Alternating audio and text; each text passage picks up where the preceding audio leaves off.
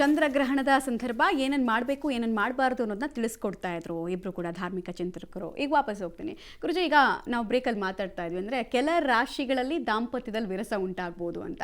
ಯಾವ ರಾಶಿಯವರು ಅಂತ ತುಂಬ ಜನ ಗಾಬರಿ ಆಗ್ತಾರೆ. ಬಿಕಾಸ್ ಸಂಸಾರ ಕರೆಕ್ಟಾಗಿ ಆಗ್ತಾ ಇದ್ರೆ ಎಲ್ಲವೂ ಕರೆಕ್ಟಾಗಿ ಆಗ್ತಾ ಇರುತ್ತೆ ಅನ್ನೋದು. ಸೊ ಅದ್ರ ಬಗ್ಗೆ ಹೇಳೋದಾದ್ರೆ, ಇವತ್ತಿನ ಚಂದ್ರಗ್ರಹಣ ಆಗಿರ್ತಕ್ಕಂಥದ್ದು ಶತಭಿಷ ನಕ್ಷತ್ರ ಕುಂಭರಾಶಿಯಲ್ಲಿ. ಈ ಕುಂಭರಾಶಿಯಲ್ಲಿ ಜನನಾಗಿರ್ತಕ್ಕಂಥವರಿಗೆ ಒಂದು ರೀತಿಯಲ್ಲಿ ಹೋಗ್ತಕ್ಕಂಥದ್ದಾಗತ್ತೆ. ಅವರದ್ದು ಗ್ರಹಣ ಫಲಗಳಲ್ಲಿ ಯಾವುದೋ ಒಂದು ರೀತಿಯಲ್ಲಿ ಏರುಪೇರು ಆಗ್ತಕ್ಕಂಥದ್ದು, ಅದು ಯಾವುದೇ ರೀತಿಯ ಅಂತ ಒಂದು ಸಮಸ್ಯೆ ಇಲ್ಲ, ಸಮಸ್ಯೆ ಇದೆ ಅಂದರೆ ಒಂದು ಮಧ್ಯಮವಾಗಿರ್ತಕ್ಕಂಥ ಫಲವನ್ನು ಕೊಡ್ತಕ್ಕಂಥ. ಯಾಕೆಂದರೆ ಸೂರ್ಯಗ್ರಹಣ ಹೆಚ್ಚು ಫಲವನ್ನು ಕೊಡ್ತದೆ, ಚಂದ್ರಗ್ರಹಣವನ್ನು ಕಮ್ಮಿ ಜಾಸ್ತಿ ಅಂತ ಫಲವನ್ನು ಕೊಡ್ತದೆ ಅಂತ ಹೇಳ್ತಕ್ಕಂಥದ್ದು ಕೆಲವೊಂದು ಹಿಂದಿನ ಧಾರ್ಮಿಕ ಲೆಕ್ಕಾಚಾರದಲ್ಲಿ ಹೇಳ್ತದೆ. ಇನ್ನು ಇವತ್ತಿನ ದಿನದಲ್ಲಿ ಆಗಿರ್ತಕ್ಕಂಥ ಗ್ರಹಣಕ್ಕೆ ಸಪ್ತಮದಲ್ಲಿರ್ತಕ್ಕಂತಹ ಒಂದು ರಾಶಿಗಳು, ಸಪ್ತಮ ರಾಶಿ ಅಂತಂದ್ರೆ ಅಲ್ಲಿ ನಾವು ಕುಂಭ, ಮೀನ, ಮೇಷ, ವೃಷಭ, ಮಿಥುನ, ಕರ್ಕಾಟಕ, ಸಿಂಹ. ಈ ಸಿಂಹ ರಾಶಿಯಿಂದ 7ನೇ ಮನೆ ರಾಶಿ ಅಂತ ಹೇಳ್ತಾರೆ. 7ನೇ ಮನೆಯಲ್ಲಿ ರವಿ, ಕೇತು ಮತ್ತೆ ಬುಧ 3 ಗ್ರಹಗಳು ಕೂತ್ಕೊಂಡಿದ್ದಾರೆ. ಈ ರವಿ ಗ್ರಹ ಬಂದ್ಬಿಟ್ಟು ಪಿತೃಕಾರಕ ಅಂತ ಅವಾಗಲೇ ಹೇಳ್ತಾ ಇದ್ರು. ಕೇತು ಗ್ರಹ ಬಂದು ಶತ್ರುಕಾರಕ ಅಂತ ಹೇಳ್ತದೆ. ಬುಧ ಗ್ರಹ ಅಂತ ಹೇಳ್ತಕ್ಕಂಥ ಬುದ್ಧಿಕಾರಕನೂ ಹೇಳ್ತದೆ. ಕೆಲವೊಂದು ಆ ಬೇರೆ ಬೇರೆ ಸ್ಥಾನಗಳ ಅವರ ಒಂದು ಲೆಕ್ಕಾಚಾರ ಪ್ರಕಾರವಾಗಿ ಧಾನ್ಯಕಾರಕ ಅಂತ ಹೇಳ್ತಾರೆ, ಕೆಲವು ಧನಕಾರಕ ಅಂತ ಕೂಡ ನಾವು ಲೆಕ್ಕಾಚಾರ ಮಾಡ್ಬೋದು. ಅವ್ರು ಯಾವ ಸ್ಥಾನದಲ್ಲಿ ಡಿಪೆಂಡ್ ಆಗುತ್ತೆ. ಎಲ್ಲ ಗ್ರಹಗಳು ಕೂಡ ಲಕ್ಷ್ಮೀಕಾರಕರು ಆಗ್ತಾರೆ, ಧನಕಾರಕರು ಆಗಿ ವಿದ್ಯಾಕಾರಕರು ಆಗ್ತಾರೆ. ಬುಧ ಒಂದು ವಿದ್ಯಾಕಾರನ ಕೂಡ ಹೌದು. ಈ 3 ಗ್ರಹಗಳು ಸಪ್ತಮದಲ್ಲಿರೋದಕ್ಕೋಸ್ಕರವಾಗಿ ಹೆಣ್ಣು ಮಕ್ಕಳಿಗೆ ಹೆಚ್ಚಿನ ಅಂತ ಒಂದು ಟೆನ್ಷನ್. ನನ್ನ ತಂದೆ ಮನೆಯಿಂದ ದುಡ್ಡು ಬರ್ತದೆ, ಅದು ನನ್ನ ತಂದೆ ಮನೆಯ ಸಹಕಾರ ಕೊಡ್ತಾ ಇದೆ, ಎಲ್ಲದಕ್ಕೂ ನಿನಗೆ ನಡೀತಾ ಇದೆ ಅಂತ ಹೇಳ್ತಕ್ಕಂಥ ರೀತಿಯಲ್ಲಿ ಸ್ವಲ್ಪ ಮಟ್ಟಿಗೆ ಏನೋ ಒಂದು ರೀತಿಯಲ್ಲಿ ಮನಸ್ಸಲ್ಲಿ ಬರ್ತಕ್ಕಂಥ ಸಂದರ್ಭಗಳು ಈ ವರ್ಷ ಪೂರ್ತಿಯಾಗಿ, ಅಂದರೆ ಒಂದು 6 ತಿಂಗಳ ಕಾಲ ಯಾವ ಗ್ರಹಗಳ ಫಲಗಳು ಯಾವತ್ತೂ ಕೂಡ ಏನಂದರೆ 6 ತಿಂಗಳ ಹಿಂದೆ 6 ತಿಂಗಳ ಮುಂದೆ ಬರುತ್ತೆ ಅಂತ ಹೇಳ್ತಕ್ಕಂಥದ್ದು. ಯಾಕೆಂದರೆ ನಾವಿಲ್ಲಿ ಹಿಂದೆ ನೋಡಿದ್ವಿ, 6 ತಿಂಗಳ ಹಿಂದಿಂದಾಗಿ ನಾವು ಕೆಲವೊಂದು ವಿಚಾರಗಳಲ್ಲಿ ಈ ವರ್ಷ ಮಳೆ ಬಂದಿರತಕ್ಕಂಥ ಅತಿಯಾಗಿರ್ತಕ್ಕಂಥ ಮಳೆ ಬಂದಿದೆ, ಎಲ್ಲೋ ಅವಶ್ಯಕತೆ ಇಲ್ಲದೇ ಇರ್ತಕ್ಕಂಥ ರೀತಿಯಲ್ಲಿ ಮಳೆ ಬಂದಿದೆ. ಹಾಗೆ ಸಮುದ್ರದಲ್ಲಿ ಬೇರೆ ರೀತಿಯಾದಂಥ ತೊಂದರೆಗಳಾಗಿದೆ. ಹೀಗಾಗ್ತಕ್ಕಂಥ ಗ್ರಹಣ ಫಲಗಳಂದು ಕೂಡ ನಾವು ಲೆಕ್ಕಾಚಾರ ತೊಗೊಳ್ಬೋದು. ಇವತ್ತು ಸೈಂಟಿಸ್ಟ್ ಆದರೆ ಅದು ಏನು ಮಾಡೋಕ್ಕೆ ಬರೋದಿಲ್ಲ, ಅದು ಆ ಥರ ಆಗಿದೆ ಅಂತ ಹೇಳ್ತಾರೆ. ಬಟ್ ಜ್ಯೋತಿಷಾಸ್ತ್ರ ಹಿಂದೆ ಕೂಡ ಹೇಳ್ಬಿಟ್ಟಿದೆ.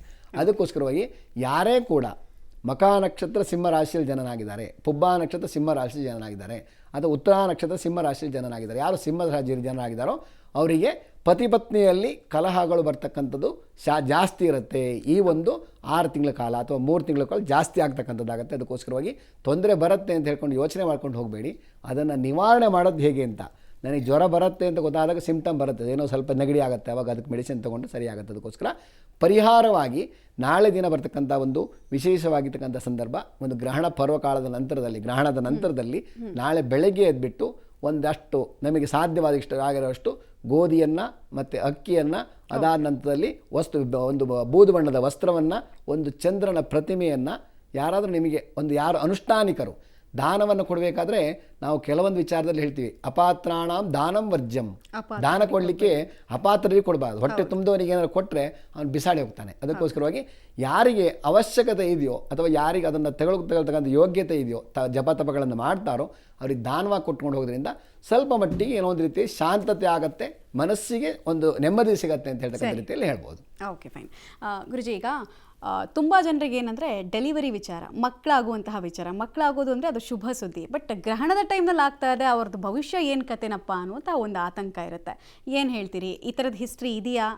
ಗ್ರಹಣ ಟೈಮ್ನಲ್ಲಿ ಜನಿಸಿದಂತಹ ಮಗು ಬೇರೆದೇ ರೀತಿಯಾದಂತಹ ಸೈನ್ಸ್ ತೋರಿಸಿದೆಯಾ ಅಥವಾ ಒಳ್ಳೇದಾ? ಜನನ ಮರಣ ಗ್ರಹಣ ಕಾಲದಲ್ಲಿ ಆಗೋದು ಪ್ರಕೃತಿ ನಿಯಮ, ಯಾರು ತಡೆಯಕ್ಕೆ ಆಗೋದಿಲ್ಲ. ಅದನ್ನ ಅನಾದಿ ಕಾಲದಿಂದ ಆಗ್ತದೆ. ಒಂದು. ಎರಡನೇದು, ಹುಣ್ಣಿಮೆಯಲ್ಲಿ ಮಕ್ಕಳು ಇಡೋದು ಒಂದು ವಿಶೇಷತೆ ಇದೆ. ಹುಣ್ಣಿಮೆಯಲ್ಲಿ ಜನನ ಆದವರು ಅವಧೂತರು, ಪರಮಹಂಸರು ಎಲ್ಲರೂ ಆಗಿದ್ದಾರೆ, ಒಳ್ಳೊಳ್ಳೆ ಸೆಲೆಬ್ರಿಟೀಸ್ ಆಗಿದ್ದಾರೆ. ಆದರೆ ಗ್ರಹಣ ಕಾಲದಲ್ಲಿ ಆಗುವಾಗ ಈ ರಾಹುದು ಸಿಂಪ್ಟಮ್ಸ್ ಇರೋದ್ರಿಂದ, ಯಾಕೆಂದ್ರೆ ಶತಭಿಷ ನಕ್ಷತ್ರ, ಇವತ್ತು ಶತಭಿಷ ನಕ್ಷತ್ರ ಮಕ್ಕಳು ಡೆಲಿವರಿ ಆದರೆ ಅಕಸ್ಮಾತ್ ಇವತ್ತು ಯಾರು ಗ್ರಹಣ ಕಾಲದ ಪ್ರಾಣ ಬಿಟ್ಟರು ಕೂಡ ಮನೆ ಬಿಡಬೇಕಾಗತ್ತೆ. ಜನನ ಕಾಲದಲ್ಲಿ ಈಗ ಶತಭಿಷ ನಕ್ಷತ್ರಕ್ಕೆ ಗ್ರಹ ಯಾವುದು? ರಾಹುನೇ. ಯಾರು ಇವತ್ತು ಮಕ್ಕಳು ಹೆಣ್ಣಾಗಲಿ ಗಂಡಾಗಲಿ ಹುಡ್ತಾರೋ ಅವ್ರಿಗೆ ರಾಹುದು ಪ್ರಭಾವ ಜಾಸ್ತಿ ಇರ್ತದೆ. ಒಂದು, ಈ ಶತಭಿಷ ನಕ್ಷತ್ರದಲ್ಲಿ ಹುಟ್ಟಂಥ ಮಕ್ಕಳಿಗೆ, ಗ್ರಹಣ ಕಾಲದಲ್ಲಿ ಹುಟ್ಟಂಥ ಮಕ್ಕಳಿಗೆ ಆಯುಷ್ನಲ್ಲಿ ಸ್ವಲ್ಪ ಕಂಟಕ ಇರ್ತದೆ ಅಂತ ಹೇಳುತ್ತೆ ವರಾಹಮಿಹಿರ ಮತ್ತು ನಾರದ ಸಂಹಿತೆಯಲ್ಲಿ.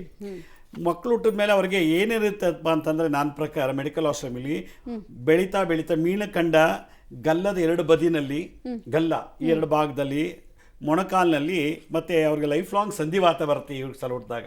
ಓ ಸಂಧಿವಾತ ಆರ್ಥರೈಟಿಸ್ ಅಂತೇಳಿ ಹೃದಯಕ್ಕೆ ಸಂಬಂಧಪಟ್ಟಂಥದ್ದು. ಆಮೇಲೆ ಎನ್ಜಿಮಾ ಮತ್ತು ಕೆಮ್ಮು, ಬಿ ಪಿ ಕೆಮ್ಮು ಲೈಫ್ ಲಾಂಗ್ ಇರ್ತದೆ ಇವ್ರಿಗೆ. ರಾಹು ವೈರಸ್ಸು, ಕೇತು ಬ್ಯಾಕ್ಟೀರಿಯಾ, ಸರಿ. ಅದರಿಂದ ಏನೇ ತಿಂದರೂ ಬೇಗ ಅವ್ರಿಗೆ ಫುಡ್ ಪಾಯ್ಸನ್ ಆಗೋದು ಇದೆಲ್ಲ ಬರ್ತದೆ. ಇದು ಈ ಸಮಯದಲ್ಲಿ ರೋಗ ನಿರೋಧಕ ಶಕ್ತಿ ಕಡಿಮೆ ಇರುತ್ತೆ ಅಂತ. ಇಮ್ಯುನಿ ಸಿಸ್ಟಮ್ ಕಮ್ಮಿ ಇರ್ತದೆ. ಮೂಳೆ ಸ್ವಲ್ಪ ಮುರಿಬೋದು ಬೆಳೀತಾ. ಆಮೇಲೆ ಹೋಗ್ತಾ ಅವ್ರ ಕರ್ಮಾನುಸಾರ ಅಂಗಚ್ಛೇದನ, ಅಂಗವಿಕಲತೆ ಈ ಥರ ಬರ್ಬೋದು. ಕುಂಟತನ ಮತ್ತು ರಾಹುಗ್ರಸ್ತ ಅಂದರೆ ಸ್ಕಿನ್ ಡಿಸೀಸ್, ಸರ್ಪ ಸಂಬಂಧ ದೋಷ. ಇವತ್ತು ಯಾರು ಹುಡ್ತಾರೋ ಅವ್ರಿಗೆ ವಿಷಧರ ಕಾಳ ಸರ್ಪ ದೋಷ ಕನೆಕ್ಟ್ ಆಗುತ್ತೆ. ಓಕೆ. 12 ದ್ವಾದಶ ಕಾಳಸರ್ಪದಲ್ಲಿ ಈಗ ಜನನ ಆಗೋರಿಗೆ ವಿಷಧರ ಕಾಳಸರ್ಪ ದೋಷ ಇರ್ತದೆ. ಈ ವಿಷಧರ ಕಾಳಸರ್ಪ ದೋಷ ಅಂದರೆ 5ನೇ ಮನೇಲಿ ಕೇತು, 6ನೇ ಮೇಲೆ ರಾಹು ಕೂತ್ಕೊಂಡ್ಬಿಡುತ್ತೆ ಈಗ ಹುಟ್ಟೋ ಮಕ್ಕಳಿಗೆ. ಓಕೆ. ವಿಷಧರ ಕಾಳಸರ್ಪ ದೋಷ. ಈ ಪೂರ್ವಭಾದ ಈ ಕುಂಭರಾಶಿಲಿರೋದ್ರಿಂದ ರಕ್ತ ಮಲಿನ ಆಗ್ತದೆ, ಬ್ಲಡ್ ಇಂಪ್ಯೂರಿಟೀಸ್ ಆಗುತ್ತೆ. ಮತ್ತು ನೇತ್ರಬಾಧೆ, ಹೃದಯ ಮತ್ತು ಬೆನ್ನಿಗೆ ನೋವು ಸಂಬಂಧಪಟ್ಟಂಥದ್ದು. ಕುಂಭರಾಶಿಲೇ ನಡೀತಿರೋದ್ರಿಂದ, ಕುಂಭಲಗ್ನದಲ್ಲಿ ಓಡೋದ್ರಿಂದ ಇಸುಬು ಮತ್ತು ಕಾಲಿಗೆ ಸಂಬಂಧಪಟ್ಟಂಥದ್ದು.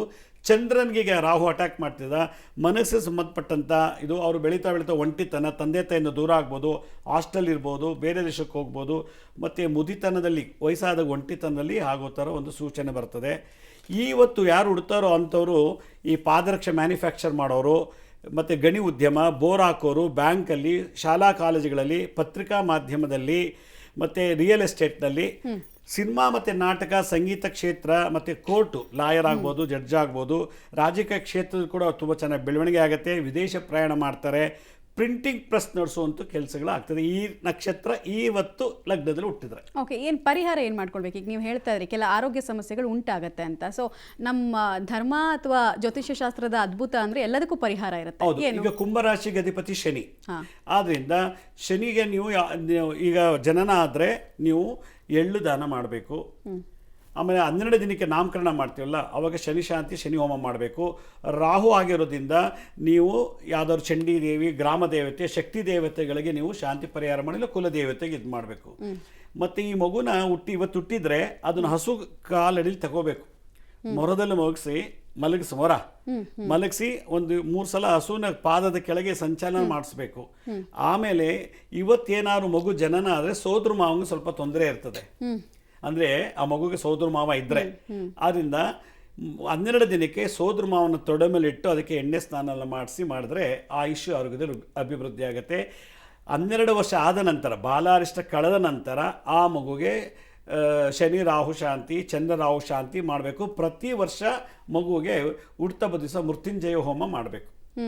ರೈಟ್. ಇನ್ನಷ್ಟು ಮಾಹಿತಿ ಪಡ್ಕೊಳ್ತೀನಿ ನಿಮ್ಮಿಂದ. ಸೊ ನೋಡ್ತಾ ಇದ್ರಿ ಇವತ್ತು ಡೆಲಿವರಿ ಆಗುವಂತಹ ಮಕ್ಕಳ ಭವಿಷ್ಯ ಹೇಗಿರ್ಬೋದು ಅಂತ. ಇನ್ನು ನೆಕ್ಸ್ಟ್ ಇರೋದು ಎಲ್ರಿಗೂ ಪ್ರಶ್ನೆ, ಜಗತ್ತಿನಾದ್ಯಂತ ಏನು ಬದಲಾವಣೆಗಳಾಗುತ್ತೆ, ಏನನ್ನು ನಿರೀಕ್ಷೆ ಮಾಡ್ಬೋದು? ಈಗ ಎಲ್ಲರೂ ಪ್ರಾಕೃತಿಕ ವಿಕೋಪ ಅಂತಿದ್ದಾರೆ. ನಿಜವಾಗ್ಲೂ ಹಾಗಾಗುತ್ತಾ? ಆದರೆ ಯಾವ ಸ್ವರೂಪದಲ್ಲಿ ಆಗಬಹುದು? ರಾಜಕೀಯದಲ್ಲಿ ಏನು ಬದಲಾವಣೆ ಆಗ್ಬೋದು? ಅದರ ಬಗ್ಗೆ ಕೂಡ ಮಾಹಿತಿ ನೋಡ್ತಾ ಹೋಗೋಣ.